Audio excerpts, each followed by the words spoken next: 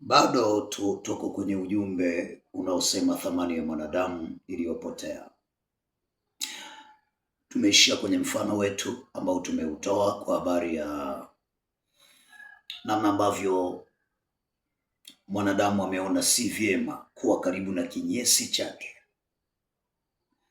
akakichimbia shimo kinyesi chake ili kuepukana na harufu mbaya au ili kuiweka afya yake katika hali ya usalama. Mfano nikasema umebeba maana kubwa sana, na Mungu aliutumia mfano huu kunifundisha kujua kwamba maisha ya dhambi au mwanadamu anaishi maisha ya dhambi mbele za Mungu amepoteza thamani. Ndio maana somo linasema thamani ya mwanadamu iliyopotea. Nikasema kama vile mwanadamu alivyochimba shimo kuhifadhi kinyesi,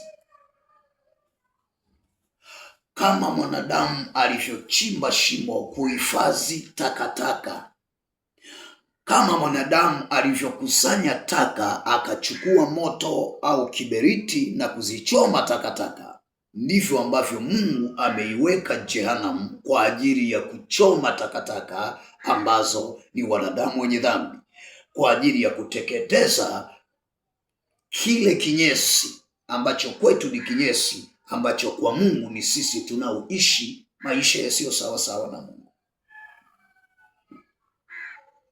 Thamani ya mwanadamu iliyopotea. Ukijiuliza chanzo cha kinyesi ni nini, utaelewa kwa nini nasema hivi. Kinyesi ni chakula ambacho mwanadamu alikwisha kula, na katika mfumo fulani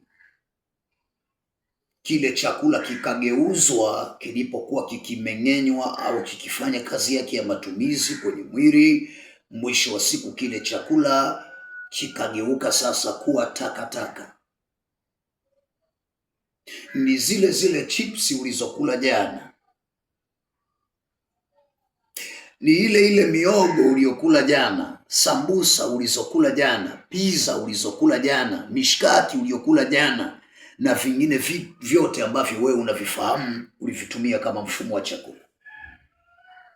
Ulivinunua kwa fedha, ulitumia gharama kubwa kuvipata kwa kuwa ni vitu vya thamani wakati wa uthamani wake vikiwa kama chakula. Lakini hivyo vitu vya thamani vilipogeuka kuwa kinyesi, kwako vikawa vitu vilivyopoteza thamani, ukavitoa ukavichimbia shimo. Wakati mwanadamu anaishi maisha ya Mungu ni kama chakula kinapokuwa katika hali ya ubora wake ni cha thamani. Kwa hiyo Mungu hukaa na huyo mwanadamu kwa furaha, humfurahia huyo mwanadamu kama mwanadamu anavyofurahia chakula kipendacho. Lakini mara baada ya mwanadamu kuishi maisha ya uovu, kutoka kwenye ile njia ya Mungu, mwanadamu huyu anakuwa amepoteza thamani. Ndio maana ujumbe unasema thamani ya mwanadamu iliyopotea. Nisikilize mtu wa Mungu. Biblia inasema katika Sefania 1 na ule mstari wa 17, neno la Mungu linasema, nami nitawaletea dhiki wanadamu, hata watakwenda kama vipofu kwa sababu wamemtenda Bwana dhambi. Anasema damu yao itamwagika kama mavumbi na nyama yao itamwagika kama mavi katika siku ile ya ghadhabu ya Bwana. Lakini anasema yote haya yanayosababishwa, kinachosababisha ni kwa sababu mwanadamu amemtenda Bwana dhambi. Kwamba yule nimpendaye, ukitaka kunielewa nachokisema, jaribu kufikiri, yule uliyempenda ni mke wako, ni mume wako, ni mwanao, ni rafiki yako, mara baada ya kukukosea unamkasirikia.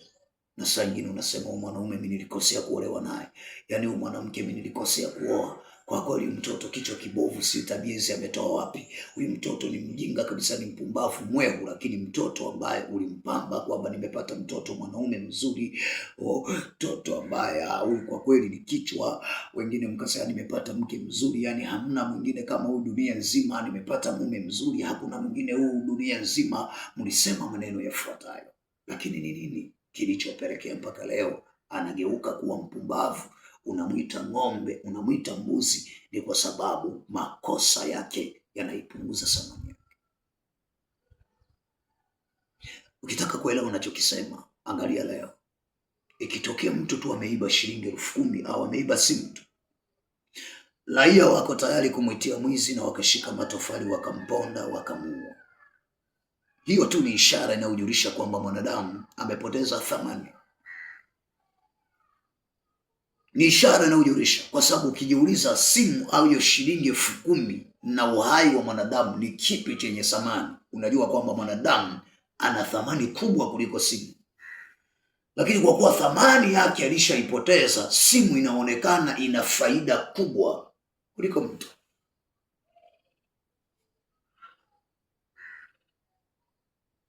Leo mtu yuko tayari kuua, kuteka ili apate madaraka, awe kiongozi kwenye sekta fulani. Lakini ukijiuliza kati ya mwanadamu na hicho cheo ni kipi kina thamani? Ni uhai wa mwanadamu.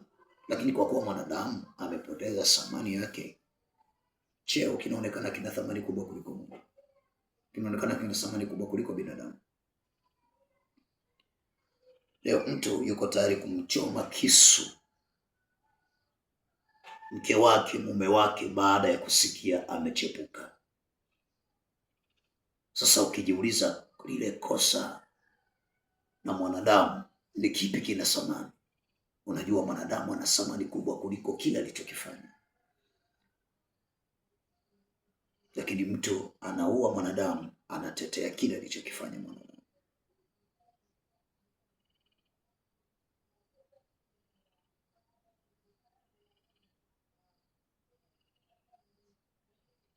Iangalie thamani yako mbele ya wengine, iangalie thamani ya wengine mbele yako.